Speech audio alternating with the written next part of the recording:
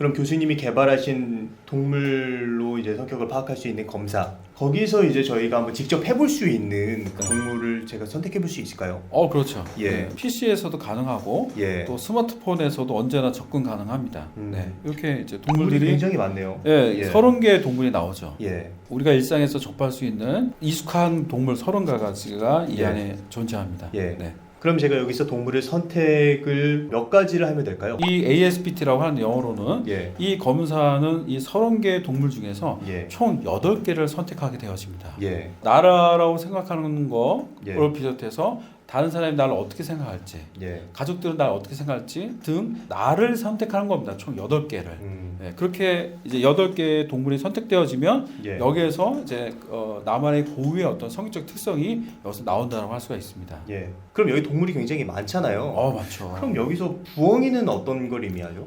예. 이 부엉이는 예. 이제 이 심리학적으로 보면 되게 의미 있는 동물이에요. 예. 그래서 부엉이를 선택하는 분들의 특성이 있습니다. 예. 관찰자예요. 사실 모든 걸 다 보고 있어요. 하지만 관여하고 간섭하지는 않죠. 나도 모르게 본능적으로 부엉이가 끌렸던 사람들은 예. 좀 더 외향적이고 행동하고 예. 그러기보다 자기 주장을 강하게 하기보다는 기본적으로 내향적이고 아주 지혜롭게 관찰하는 그런 눈을 가지신 분들이 예. 이 부엉이를 고를 가능성이 대단히 높습니다. 너무 재밌는데요. 다른 거 한번 그럼 좀 네, 궁금한데. 해보시죠. 악어는 뭔가요? 악어.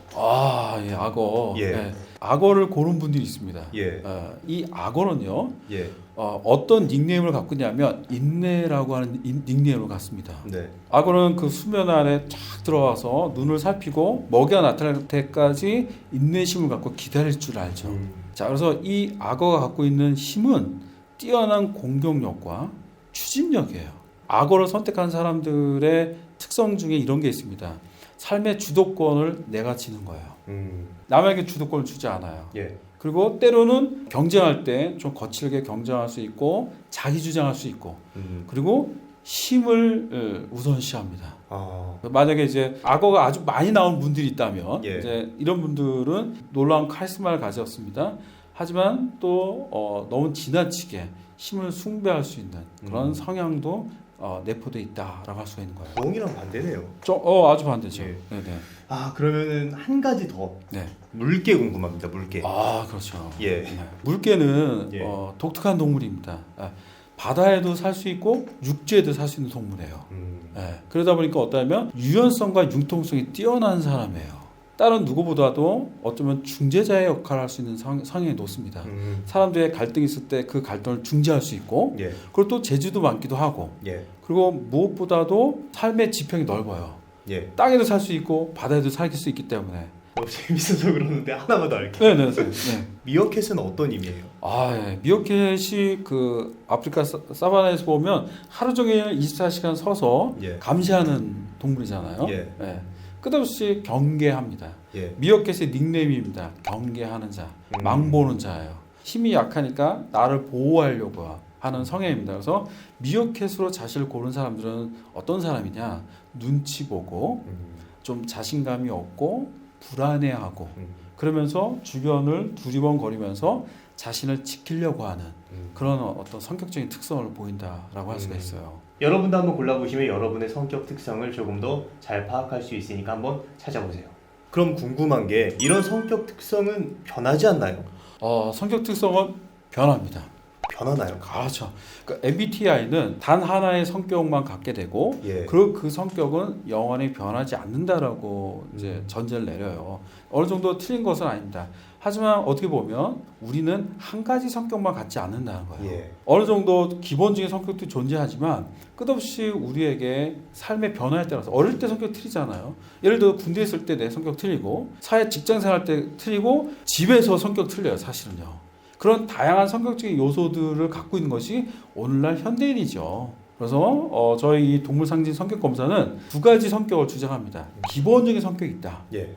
그리고 일상의 환경에 따라서 얼마든지 변하고 개발될 수 있는 보조 성격이 있다라고 두 가지 성격을 주장하고 있습니다. 예. 동물상징 성격 검사를 통해서 내가 지금 어떤 상태이고 또 어떤 상태로 가면 좋을지를 예. 조언을 하여 주고 있는 거예요. 그럼 기본적인 성격 특성은 변하지 않는 건가요? 그렇죠. 거의 변하지 않습니다. 네. 태어나서 이제 죽을 때까지 늘 유지할 수 있는 기본 특성이 존재합니다.